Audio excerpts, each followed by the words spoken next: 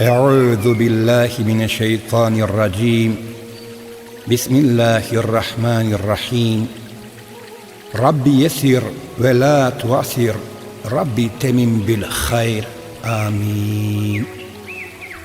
Го слушам шумот, пријателот не го гледам. Хасан ел Басри. Поглавје 4. Барање на прошка и правење дови. Аллаху мој, кој е поподложен на пропаст и на грешка од мене, а кој е подостоен за простување и за поклонение од Тебе?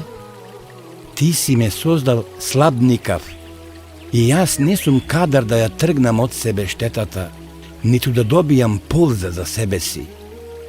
Аллаху мој, Твоето знаење за мене е вечно. Јас не можам да избегам од Твојата наредба, ниту можам да и се спротиставам на Твојата одлука. Со Твоја волја јас сум Ти покорен, а од Тебе е помошта и подарокот. Сум Ти сторил греф со Твое знаење, та аргументот е Твој. Те колнам со обврската за милост, влевај страв во моето срце, нека ми биде надежта само во Тебе и стравот само од Тебе. Аллаху мој, Ти кој си најмилостив, благослови го Мухаммед, последниот веровесник, а мене и на сите верници подари ни простение. Аллах ни е доволен, каков закрилник е тој. Кур'ан, суре Али Имран, 174. Кога ќе тргнел на пат, Хасан ја кажувал оваа дова. Аллаху, Ти на кого нештото што ќе му се довери на чување, на најдобар начин го одржува и го извршува. На чување Ти го оставам она што ми е непознато, како и она што ми е познато. Семејството мое, децата и се што имам. Сочувај ми го тоа, о Ти, кај кого влоговите не пропаѓаат. Во миговите на грижа и тага Хасан велел: Аллаху, Ти кој ја задржа раката на Ибрахим кога сакаше да го жртвува синот, додека се доверувале, и синот рекол: Постапи благо, татко, а Ибрахим додал: Стрпи се на наредбата на нашиот Господар, сине мој. Аллаху, Ти кој си определил караванот да му биде напомош на Јусуф, кога се нашол во пустиот крај и на дното на бунарот, за подоцна, по робството, да го поставиш за управител. О, Ти кој си го слушнал шепотот на Ез-Зенун во трите темнини. Аллаху, кој си му го повратил видот на Јакуб и неговата тага си ја претворил во радост. О, Ти кој се смилува на солзата на Давуд и кој ја истерал болеста на Ејуб. Аллаху, Ти кој и одговараш на молбата на несречникот кога те моли и кој го спасуваш од неволја оној кој те моли и одржува надеж во Тебе. Аллаху, Ти кој си единствениот вистински создател и Господар кој се обожува. Аллаху, Ти кој ја слушаш тивката молитва, кој ја оттргнуваш секоја неволја, те молам, благослови го својот одбран веровесник и роб Мухаммед, со кој си задоволен, неговото семејство и другарите, а мене сочувај ме од сето она што ме става во грижа и истераја од мене мојата тага. О, најдобар, од кого се бара секое добро, о, најчесен, во кого се одржува надежта, о, најмилостив, чија милост се моли, подари ми го доброто кое само Ти си достоен да го подаруваш. О, најмилостив, Аллах ни е доволен, каков закрилник е тој.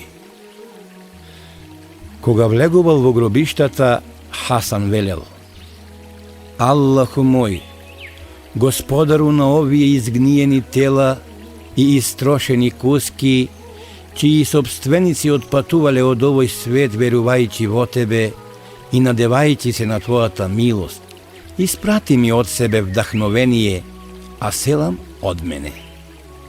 За оваа молба Хасан рекол: кога некој ќе ја каже, за негово простение молат сите умрени од времето, кога возвишениот Аллах го создал светот, па се до судниот ден.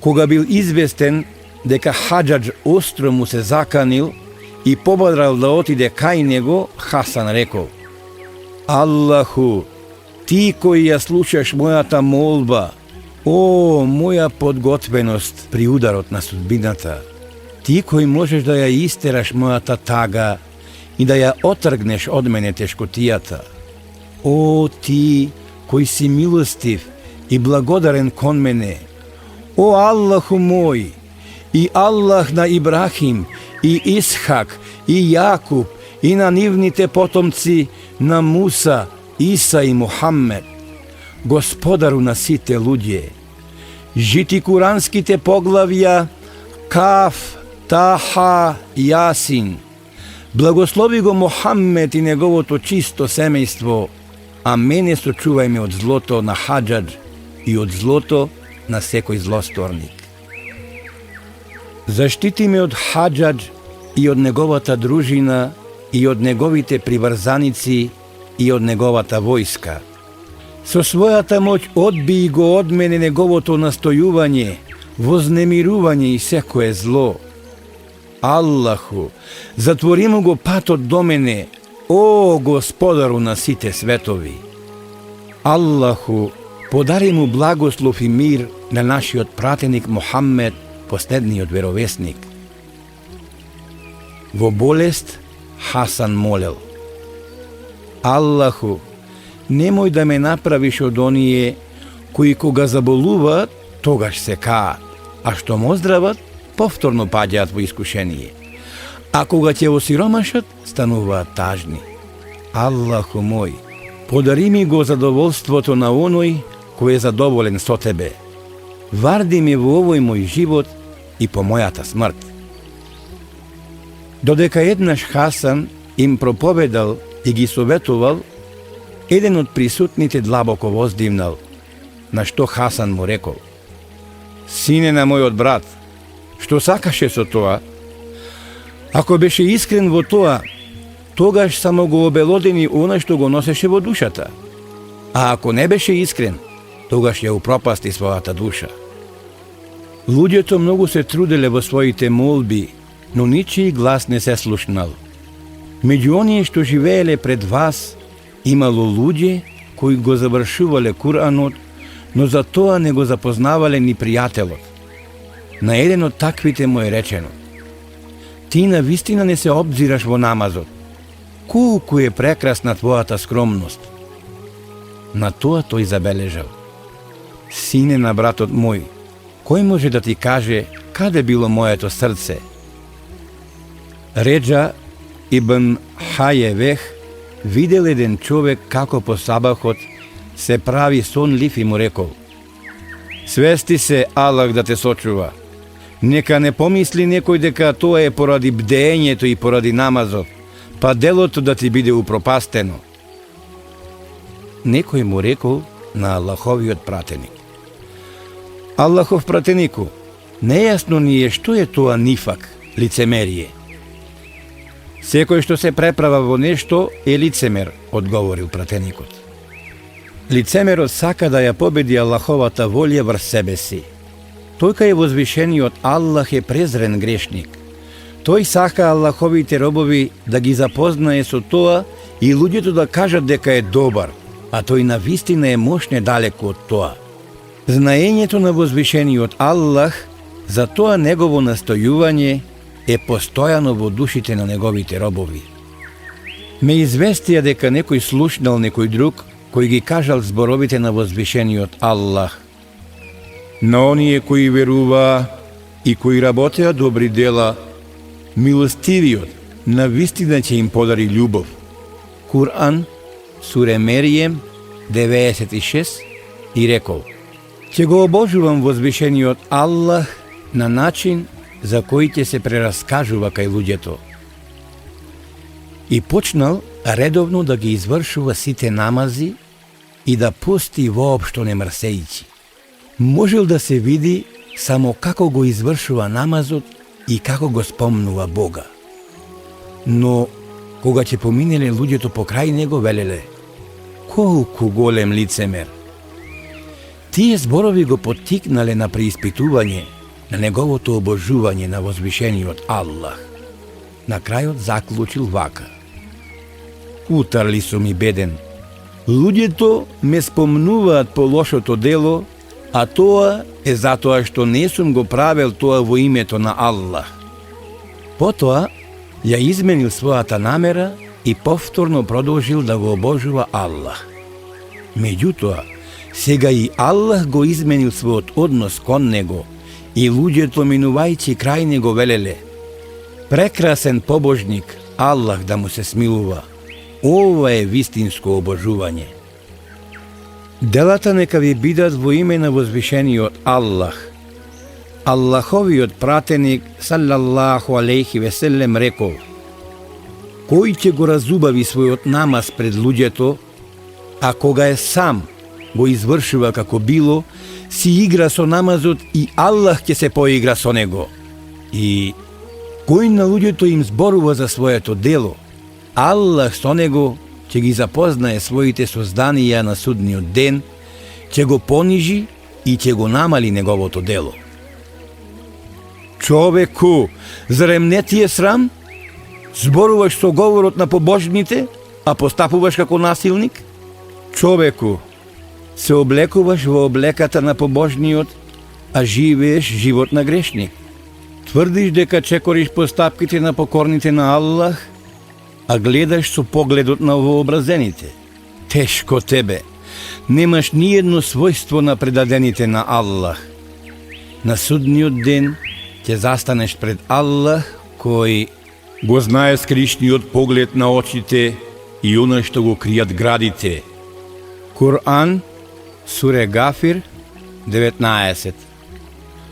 Возвишениот Аллах ќе го внесе во рајот човекот чие што барем едно добро дело ќе прими. Може би некој ќе се праша: а што ќе биде со другите негови добри дела? Потребно е да се знае дека возвишениот Аллах ги прима само оние добри дела кои се направени во негово име. Затоа, ако и само едно човеково добро дело не се извалка со лицемерие, човекот ќе биде спасен.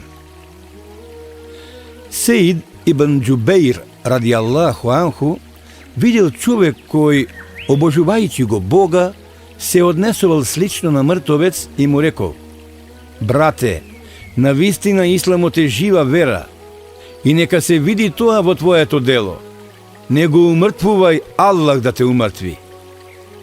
Аиша, Аллах нека е задоволен со неја, видела еден човек кој се однесувал како мртовец и се распрашала за него.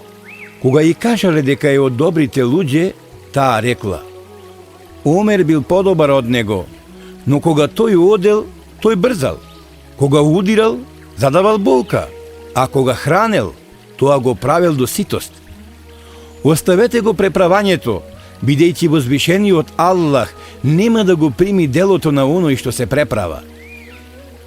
Еден просветен во верата изјавил: најдобрата побожност е да се сокрие побожноста. Еден час длабоко размислување кај возвишениот Аллах е подобар од извршувањето намаз цела ноќ. Ако во заедницата е доброто, во самотијата е спасението. Ебу Хурейре ради Аллаху анху поминувал покрај Мерван ибн Хакем, кој градел куќа и му рекол: застани, робу на светиот, гради цврсто, надевај се долго, живеј малку и јади изџвакано. На крајот доаѓа средбата со Аллах. Уште одамна луѓето биле искушани со далечните надевања. Хамад ибн Селеме радијаллаху анху пренесува дека Осман ен Нехшели рекол: ја доживеав 130-тата и се оставив. Единствено, надевањата ми се зголемуваат секојдневно. Ебу Дирда радијаллаху анху вели: 3 работи ме насмејуваат, а 3 ме расплачуваат. Ме насмејуваат човекот што се надева на долг живот, а смртта насекаде трага по него. Човекот кој е небрежен, а знае дека нема да биде заборавен.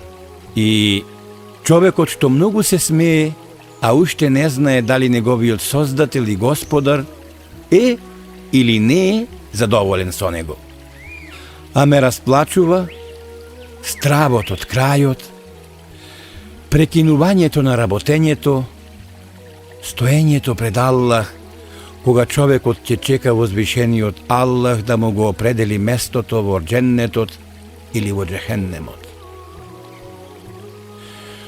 Кој себе си пред другите се куди, тој всушност се фали себе си, а лошо е тоа да го прави. Возвишениот Аллах оставил чувства меѓу своите робови. Да не беше така, синовите и оние што му се предале само на возвишениот Аллах, ништо не би можеле да се искористат на овој свет. Тие чувства се надежта, определениот рок и заборавот.